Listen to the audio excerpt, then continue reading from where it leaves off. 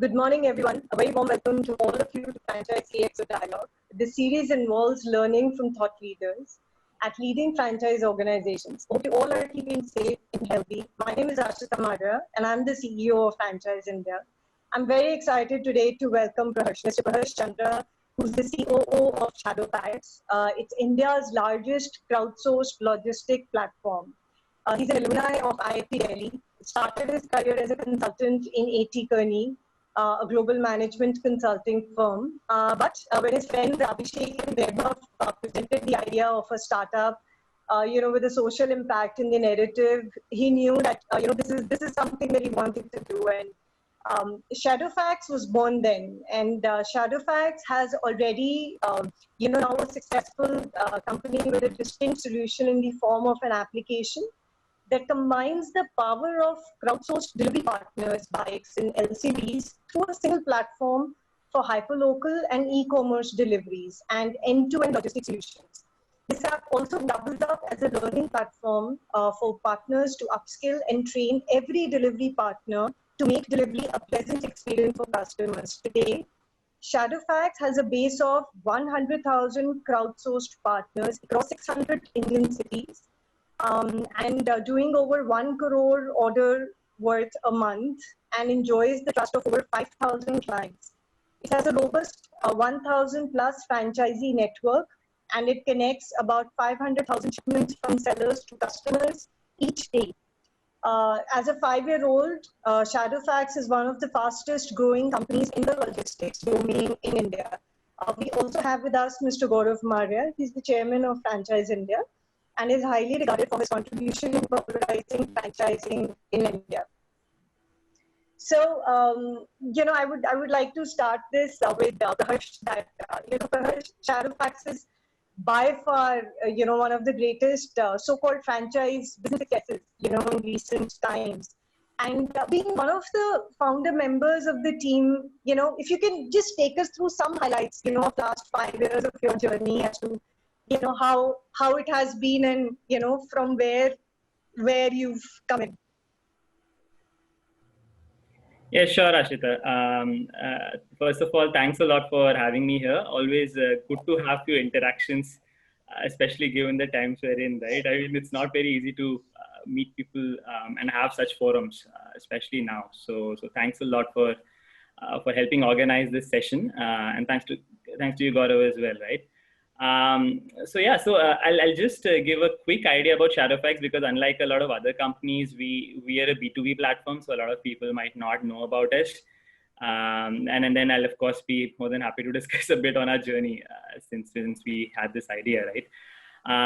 So Shadowfax is basically a crowdsourced B2B express logistics platform, right? We basically have two forms of services. I'll very simply put it down. One is a point-to-point logistics network, which for businesses is essentially Uber for logistics, right? If you're a company who needs a person to move a product from one place to the other, you ping our servers, we find the nearest delivery boy for you. He'll go conduct the pickup and drop the shipment, right? So it's one side of the business, and then any kind of vehicle that you need in the ecosystem, right? Be it a delivery boy or on a bike, or you want a light commercial vehicle, etc. That all kind of forms part of the first piece, right? The other is a hub and spoke logistics network. That's your traditional logistics channel. Someone like a DTDC, Blue Dart, Delivery would be our competitors there. And just to give an idea about how that supply chain looks like. And there, of course, we work on both the B2C side, wherein we deliver to the customers. And then you've got the B2B division, wherein you deliver to retailers, distributors, warehouses, etc., etc. So that's who we are as a company. And thanks a lot for the numbers. I think you've already given some hint of the kind of numbers we've been able to scale up to. So that's where we are. But our origins were slightly different, right? I think in 2015, when this whole thought came in, it was a time when a lot of people were thinking about redesigning supply chains, right? People wanted to become closer to the customer. 2-hour, 1-hour delivery was something which is starting to come off. And what we felt was that, if people are actually going to do this, how are they going to build this whole framework to deliver products at a cost which is effective enough? It's very easy to say that I'll get products closer to the customer and I'll deliver it in an hour or 2 hours. But how do you actually build the infra which is sustainable in the long run? So one of the things, so that was the origin of the idea itself, and hence we entered into this whole hyper local logistics piece, and that's our initial base business that we had. I think we had our pilots in Delhi. We were a very young team at that point in time.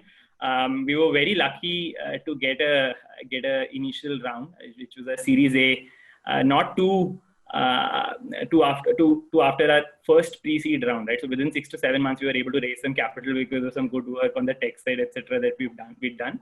And that helped us kickstart our expansion, really, right? So we went to Gurgaon, and then there was a hunt for which should be our base city, right? We jumped from Gurgaon to Mumbai to finally Bangalore. As we realized it's easier to hire tech talent here.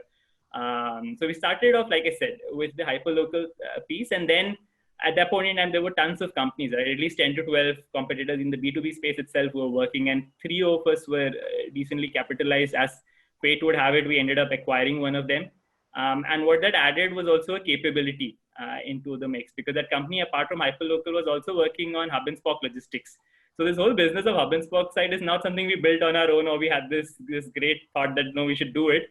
It's something that happened, and the point here is, sometimes there are some things which you plan, sometimes some things that just happen because of luck, I guess.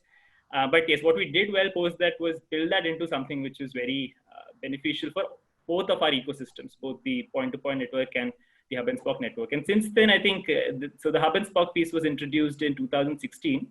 And since then, it's been an amazing journey. I guess we've had our ups and downs. 2017 was a very tough time for everybody in the ecosystem. Like I said, we started with 10 competitors. By 2017, we were left with 1.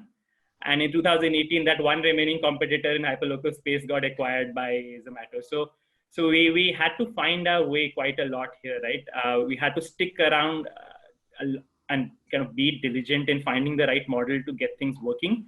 And I guess 2018 was the year wherein everything started to click, right? Our business numbers started making a lot of sense. The business started growing immensely.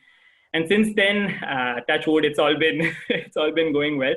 Of course, the COVID came in, and you had to innovate at that point in time, identify newer models to do it.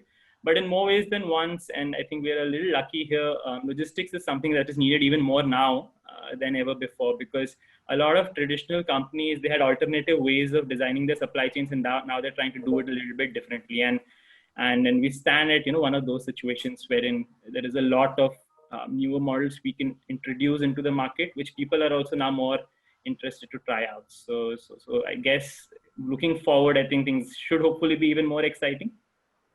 Yeah. So Praharsh, I'll pick up from the first point you said in terms of the evolution which we've seen, and we've worked with conventional logistics suppliers to now new age tech-based businesses, which are yours, and you rightly said your business is also split into 2 parts. One is a little bit on a demand centric, and second is B2B solutions, which do it in that. So what are the 2 or 3, 4 big innovations you see in this space? And is the market still large enough to capture? Oh, totally. I think fundamentally speaking, traditionally, if you look at any supply chain, it's been built across a hub and spoke model, right? And the way that happens usually is that you have a larger warehouse, and from there you distribute products across various places in the country, be it a retailer or a customer, right?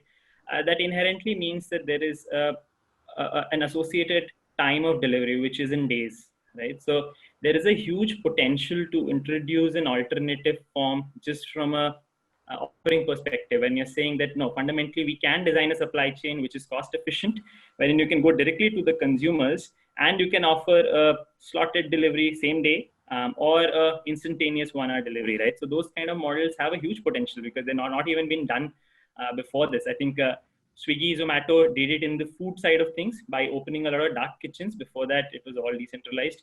And that has given people ideas that if you can have dark kitchens, you can have dark stores. You can have stores wherein you can hold a lot of inventory and redesign the way you look at retail network, right? Instead of having physical brick and mortars, you can have dark brick and mortars, which hold the key SKUs which people in the neighborhood want to purchase, and then you can deliver that. So that's one side of, I think, of one of the things that, that's going to be key. The other is that a lot of traditional supply chains have been built on finding a distributor network which can take products to the retailers.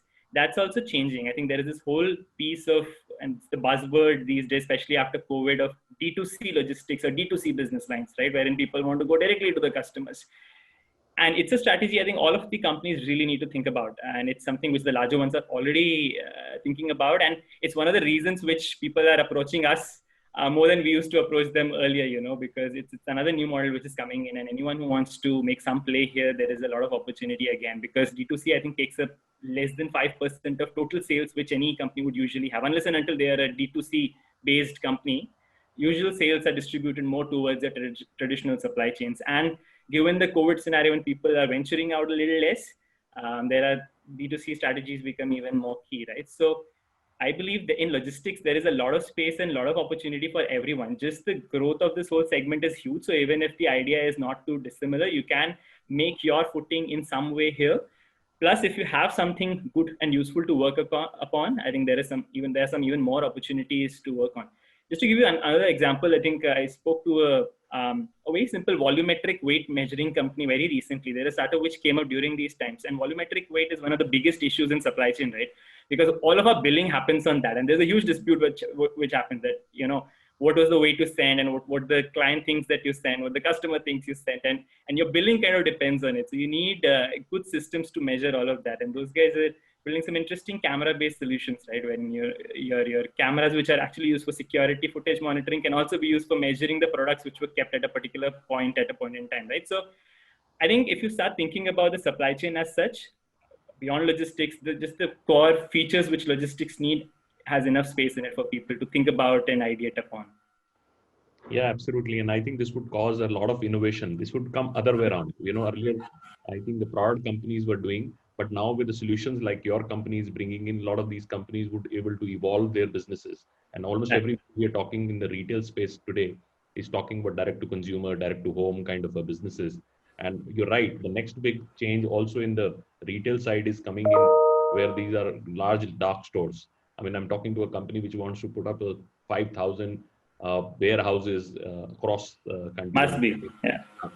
So, and these would be direct to home supplies. So they would actually try to replace a lot of these expensive retail points, which would be changed to a more dark facilities. And this would probably get into almost everything from medicine, from right. Anything which you are consuming today would start doing that. So it's a big disruption coming in the good days for your company to continue to evolve a lot of solution which would actually pivot these organizations to also think through and fresh. Any challenges you think in the industry which you feel are still not something which has been addressed, and any global example you would like to take upon that has a better capabilities on that side? And also another question to link with this is, because eventually it's a very people business, and every time there would be somebody who would come and disrupt the pricing and say, look, I can do cheaper than this and I can do much efficient than that. So is the price would be a challenge to sustainability of the business model? Yeah, I think you mentioned it aptly, right? So the price and the whole design and modeling of it is something which needs to be discovered. I don't think D2C and these dark store models are already set in stone, right? That this is how you build it, this is how the economics look like, this is how you price it. A lot of thing is in discovery mode. So that, of course, is a challenge which people would need to work upon. The other is in this revised dynamics, right? You need to ensure, and especially when you cannot have sufficient amount of interaction with your ground teams, how do you ensure that even if you're running an infrastructure, it is running in the way you intended it to? How do you ensure that it is scalable? Because even if you can set up one dark store, it's not very easy to scale it to 1,000 plus pin codes in the country. In India, in fact, you've got almost 18,000 pin codes. So actually, how do you truly give this service to every last individual who's there in the country? So I think scalability and the model fundamentals are something which are the biggest two that I would say right now. As we go along, of course, I think technology piece would be key here. We need to be building good solutions which can take decisions on their own so that it becomes easier to run the show on the whole. But since we've spoken a bit about the challenges, if you look at the first part of it, which is on the model side, I think, and I truly believe that it's one of those things which can be modeled again. And why I say this is because we've seen the same journey in hyperlocal. There were a lot of questions, that hyperlocal business is highly cost ineffective. It cannot really work out. It's very difficult to make money in that. But over a period of time, I can say that we've been able to do that, right? At least in that side of it. So that gives tremendous confidence that these models, even though on paper look difficult right now, would work out in the longer term, in the next 2 to 3 years time frame. And there would be a very nice little model which works from a costing perspective pretty evenly, or even lower cost compared to the traditional supply chains. So yeah, so those two are the models, and at least my view on how few of those would be tackled as we go along. What do you have? Yeah. Okay, that's great. So Praharsh, when the companies are growing, when you're working constantly towards making your services better, how are you keeping up? Or how have you instilled so-called the culture in your organization? Because most of the stuff like consumer service, or building a great long-term brand, something that you're working on now, because you need a lot of people. How do you empower your employees and customers? Particularly, all of these four things happen on its own, because the company culture is a concept which is somewhere easier to experience than to let out every time. So how do you manage that in your organization? Got it. Awesome. So I guess just to cover a little bit on that, right? One of the first things is that you need to be thinking about culture to actually inculcate into the organization. Right? Because one of the things that happen is that people don't think about it enough.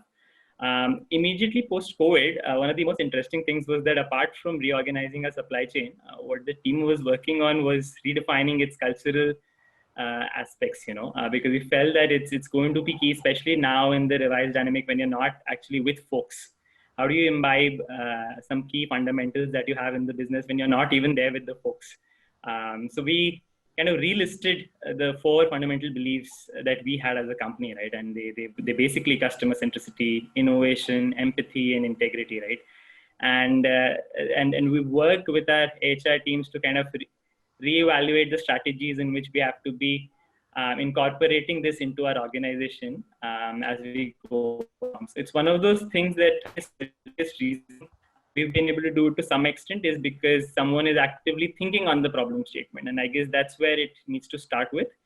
The next step is that it's very important for you to know who you are as an individual, right? You cannot be copying culture from some of the great organizations, right? You'll not become the most innovative company by looking at Apple's charter and seeing that innovation is the thing to do, right?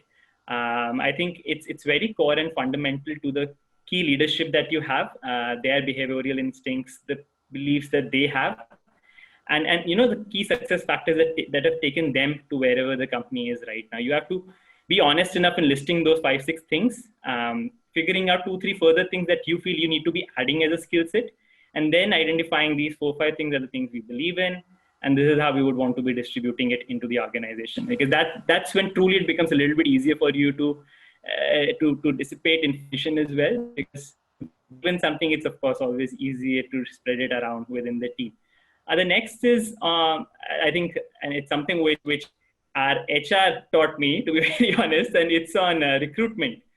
I think 90% of your culture is to do with recruitment, right? You can have all sorts of cultural framework that you want, but if there is someone who fundamentally believes otherwise, and it's fair as well, right? People have different ways of running things, but if there's someone who fundamentally believes otherwise, it's very difficult to align the whole group into doing similar things. So you need to have a very good recruitment policy in place, which allows you to identify people who kind of imbibe the things that you want in the company more so than others, right? And that goes across all levels, be it leadership, be it franchisee partners you're working with, be it delivery boy partners you're working with, even though in delivery boy side, you have to be a bit more open because hiring takes precedence over anything else. But you have to be in the lookout for that as we go along. So I guess those 2-3 things would be the ones that I would say are important so far as cultural aspects are concerned. Yeah, I think so. And you rightly touch upon, I think, and when you are wide enough and growing and scaling, because on one side, your investors want business to multiply 5x every year. And this would happen not only by just organic growth, it will also call for a lot of acquisitions. Acquisition would mean that you are imbibing a new companies which have a very different culture and now coming in. And there's some cultures are forced upon you. How do you continue to really get onto that journey is very important. So you also done one acquisition already and part of it. So Anything you want to talk about for companies who are scaling and then they do inorganic and then they organize, acquire these companies, how the cultural fitment would, because now you're given a unseen platform, and you need to really live with that. So what is your experience on that? No, you hit the nail bang on the head, right? Acquisitions are the most difficult thing to do when you're trying to maintain a culture. We've done not one, we've actually done 2 acquisitions, and we've had a sort of a acqui-hiring thing, if you can call it, as well. I think culture came out as one of those things which becomes key, and it's something that we've kept as one of the core fundamentals which we look at beyond everything else, right? It might be a tremendous business fit, but the most important thing you need to look at is whether the founding team that is coming in, whether the team members that are coming in are aligned to the overall objectives and who you are as a team as well, right? So it's a check that we always do these days. We actually passed a few opportunities wherein we felt that this might be a risk, and it might be difficult to merge the 2 org structures. It's very important, even in the M&A scenario, to always check if the 2 companies actually gel with each other or not. And the other, of course, once it's done, you need to take active steps to ensure that things are aligned as well. Because the 2 organizations on paper being culturally aligned is just step 1. You need to actually effort to ensure things go well as well. And in the first acquisition that we did, there were a bit of challenges, but I guess once you took sufficient steps, once you kind of redesign some of the structures people are coming into, more often than not, you can make those aspects work as well. So it needs a lot of active effort. The team that's coming in needs to be feeling part of the larger organization. There needs to be a lot of communication. I can't stress that enough. And I guess if those 3-4 things are in check, post-acquisition or post-merger, you'll find yourself in a better situation than otherwise. But trust me, none of the acquisitions are ever easy. I guess there's so many people coming in that it always becomes a bit of some challenge or the other always keeps on coming, whatever you do. Correct. We do a lot of work in the mid-market M&A business, and we say more than the strategic call or a financial call is becoming more a cultural call now. If you are not able to do that, even if you have financial fitment or you have strategic fitment, you still cannot handle the business, because the business can go wild and not come in control. Even sometimes the founder being still part of the acquisition cycle, which means that you make the founder also inherit part of the business. It becomes even more difficult then, because he will continue to run the business. He wants to run the way it needs to be done. So the larger piece never comes in. And sometimes it can be a very, very deterrent to the parent function also. Now let's go into your franchising side of it, because another thing which is very important, because you have a large franchise network, the 1,000 network, which I was telling Ashita that we work with conventional companies like DTDC and likes of them. What took them for like 20 years, you did it in a couple of years, right? So it's unseen. This is what I love about scale up companies like yours. The thinking and the speed of acquisition and going into the market is sometimes unrealistic, sometimes driven from no baggage. Because if I go to a conventional company and say I want to do 1,000 franchisee in a couple of years, they would not even believe it. They don't want to even jump on the idea. For them, I think the whole cycle is a very conventional, old school. And this is what we explain people and say, what is a growth between what is scale and growth different? Why scale and growth? Growth is very clearly the conventional old school, where you will deploy equal number of resources to get that results, right? But scaling is all about where you can not scale much faster, but not deploy the similar proportionately resources on that. So what is your journey on franchising? How that happened very, very fast? And what is the obligations the franchisee has to do? What is the role of franchisee and where it is going now? And how you are further expanding on that? Sure, Gaurav. So franchisee is an interesting one. I think in some ways our whole business is a franchisee out business, because what we do is we create a technology platform, people come on it, conduct logistics, and then make an earning or a living, right? But then I'm including a lot of our regular partners as well. Our true franchisee model actually started when we wanted to expand on our hub and spoke logistics business, right? We were present in around a 50, 70 odd city spread. And what we realized was that growing within the same cities plus expanding into, the next set of 1,000 cities is not going to be something which we can do on our own. We felt that it is very important to have partners, strategic partners, small, big, all sizes, right? Who could work with us in that journey. And if we do want to, right now we're on 4,000 pin codes. If we do want to hit around 19,000 pin codes of the country, are looking at almost at least 4,000 to 5,000 cities getting added into the network, apart from what we already have, right? So this whole expansion is something which we felt at that point in time that we couldn't do on our own, and hence we started off with the thought to franchisee out our last mile logistics space in all of these cities, wherein what really happens is that you have a facility, and there we would drop the shipments on the franchisee's behalf. The franchisee needs to conduct logistics within the ecosystem and framework, right? So these would be shipments from your usual suspects, right? A Flipkart or a Myntra, etc., etc.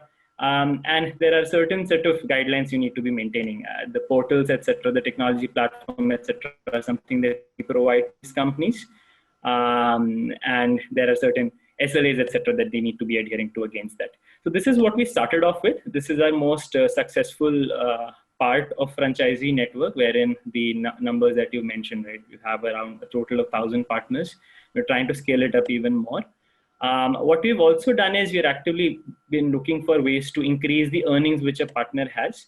So what we added on top of this was also include a point-to-point network. So we said that if you're already there in that city, why not also hire some partners for us who can work in our point-to-point network as well. So we've kind of added that over the top of hub and spoke logistics so that A, the franchisee partner gets a little bit more earning, and B, that side of expansion also becomes a little bit more easy for us to do, right? So those two are the core franchisee models we have in the network. And again, like I said, are the most scaled up right now. Apart from this, our whole business has an array of opportunities. And we're looking to outsource a lot of those as we would be going along. One is in our distribution network. So we've got, so like I mentioned, you've got almost 6,000 cities you need to connect, which means there are a lot of partners we need to be working with to deliver products from one place. On the other side, there are an array of opportunities that our business currently has that we are actively dishing out.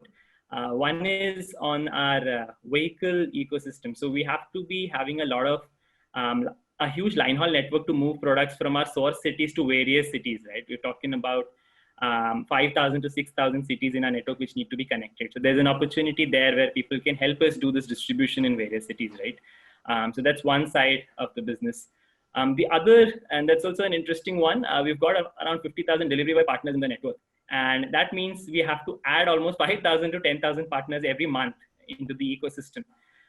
So onboarding of these guys, training of these guys is a huge sub business of ours per se, right? And that's one of the latest things which we are actively working in franchising out.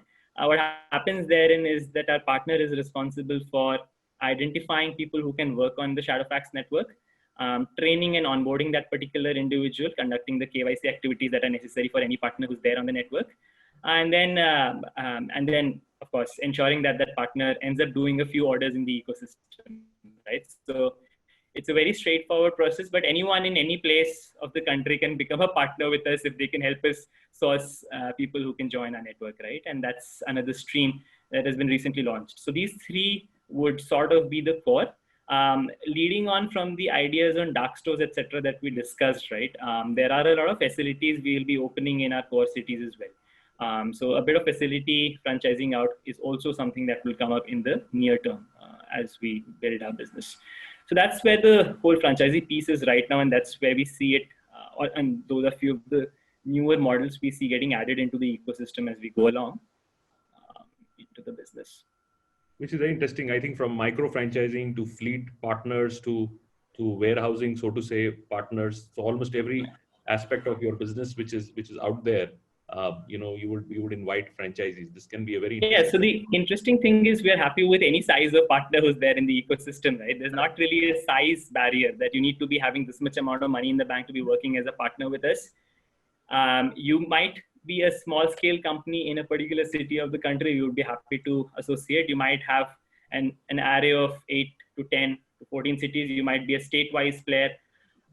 We're open to have partnerships with most kind of companies, so long as some of the other things are in check, right, from a capability standpoint. But yes, that lends itself to the fact that there is a lot of opportunities for people to come and partner with us on the network. And that's one of the core objectives we have as a company as well, that we're essentially a partner-driven company, be it the delivery boys, or partners, or franchisee partners. It's all working with people to make our ecosystem work out, right? So we'll be happy as an organization to take in more types of entities as we go along.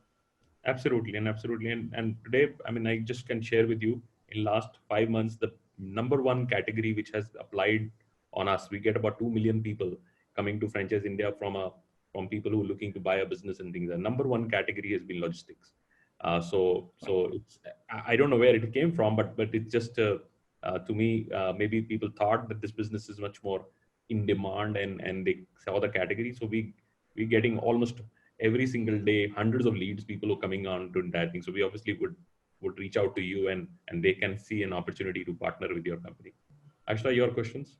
Yeah, that's very interesting. How do you work with your partners, and what is it that you look forward to do with them in terms of expansions as well?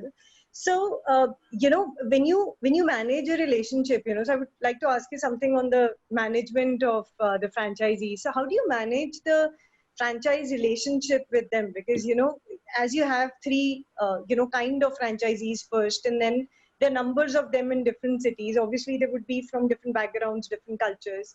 How do you manage a similar thing as a company maintained with all your franchise partners? They would have their different, point of view, point of thinking. How do you manage that in a streamlined manner with them?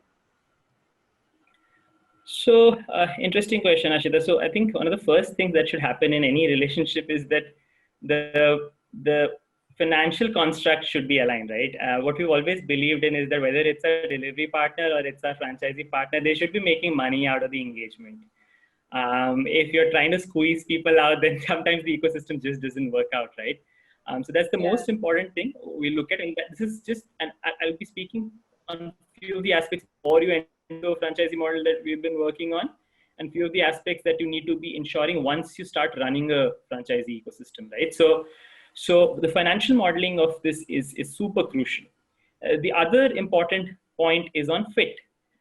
Both the franchisor and the franchisee should see the opposing party to be a good fit to their beliefs, right? You need to pass through this check. It's like it's with employees, it's the same case here. And I don't speak it only from a franchisor standpoint. I also talk about it from a franchisee standpoint, right? If there is any buying franchisee, they should also look at businesses and ideas and folks that they feel that they'll be most comfortable in working on a regular basis, because it's one of the things I've observed in all of the successful franchisee relationships that have happened till date, right? There was an existing comfort level as well in a lot of those entities with the company they were getting into with, right? So those two are the most important things that are needed to be done before you can think about conducting something franchisee. And then once you're running the show, and I'm sure a lot of folks would have spoken around it, engagement is probably the biggest piece, right? You need to be communicating, you need to be chatting, there needs to be a strong feedback process. Only then can you be continuously evolving the relationship and helping each other as part of an ecosystem and as part of a partnership, right? And with that comes the next most important thing, and that's transparency.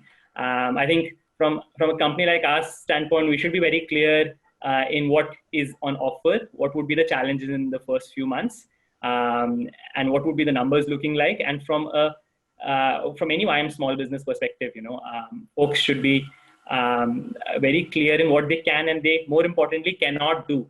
Sometimes when folks end up over-promising and things don't work out, the relationships start becoming a little bit sad. And more often than not, you'll find that the person that you're working with or the company that you're working with are very happy to know that there's something that you can't do.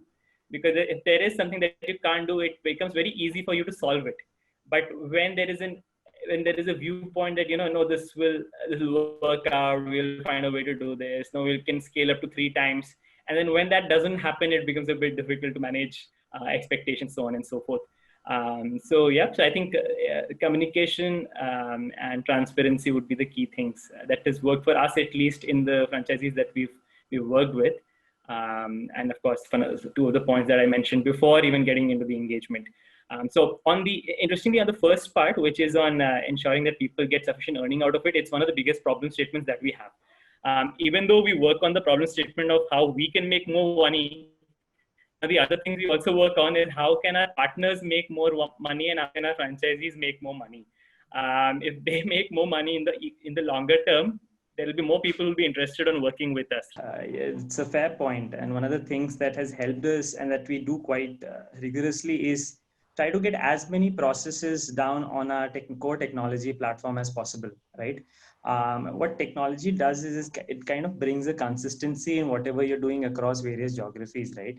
And just to give an example, there is this whole process of calling the customer from a masked number, right? Usually what you want to drive as a company is that in logistics is that the customers should not be called too much. You should try to do what is known as a silent delivery. Now, you can imbibe this as a culture with all of those franchisees by having very strong operations processes, regular trainings around it, or what you can also look and try to do is have technology product which is so strong, which allows you to make this a very easy process to manage from a franchisee perspective as well, right? So right now what happens is every partner automatically conducts a masked call because it goes through our central server. The number of calls that you can make to a customer is kind of also limited. So there are an array of things which we use, which we kind of conduct using our core technology, which allows a bit of scalability issues or innovation, etc., to happen a little bit more seamlessly in the organization. And it's something which you need to be, as a franchisor also, you need to ensure that you're very nimble in doing, right? And it takes a bit of an effort. You can create a technology, but the other core aspect then becomes on training people on those processes, right? And hence the point on engagement and communication comes in here.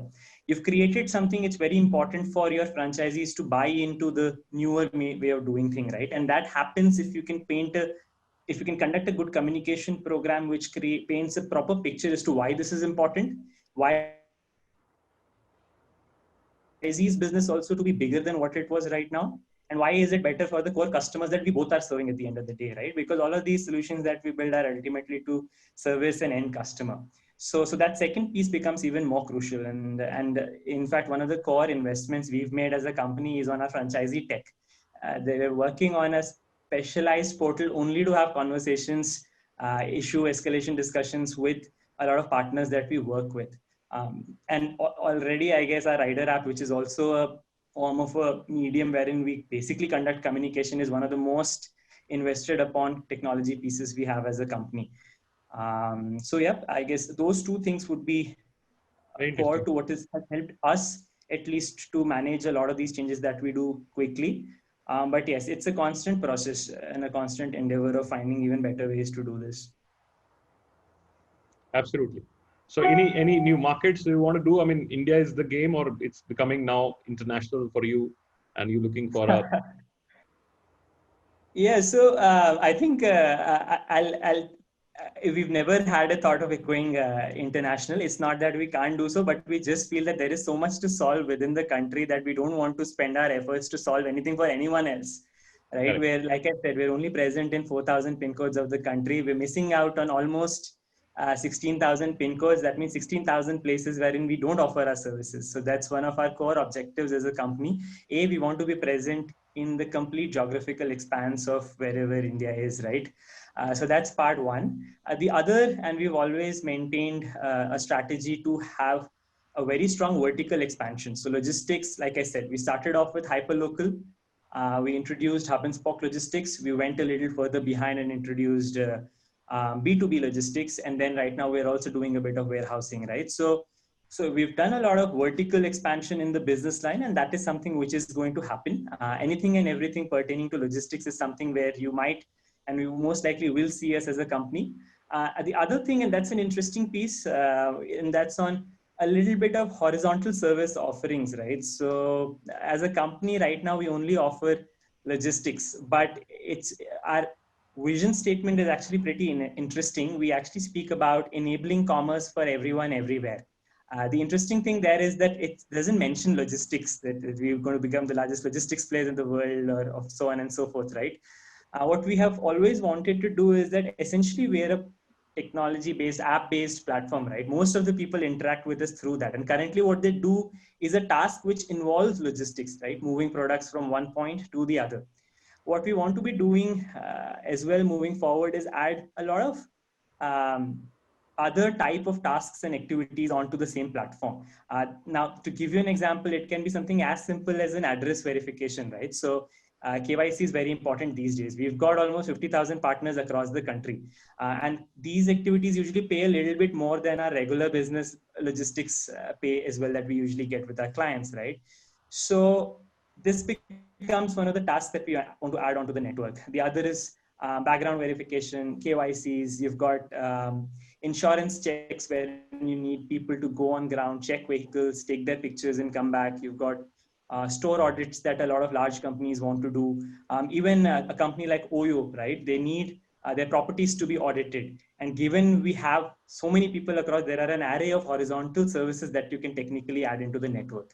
Now, why are we taking this up right now, or thinking about it at least right now, is also because of one of the earlier points I mentioned, right?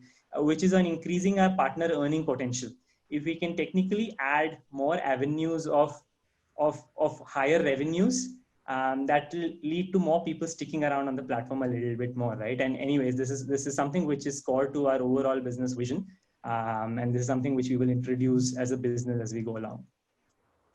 Absolutely. Great thought. And I think, businesses with the kind of leverage you've created and the kind of structure you've created, you can bring in a lot of new last mile services. And I think what we have really seen is direct to consumer product delivery. I think we now would start seeing direct to home, direct to consumer service deliveries, and a lot of other services which would start coming in. So Ashita, over to you for the last comment. We are coming on the end of the... Yes. So, after talking to you, Praharsh, I've realized that you're pretty much involved in your work for like 16 to 18 hours a day.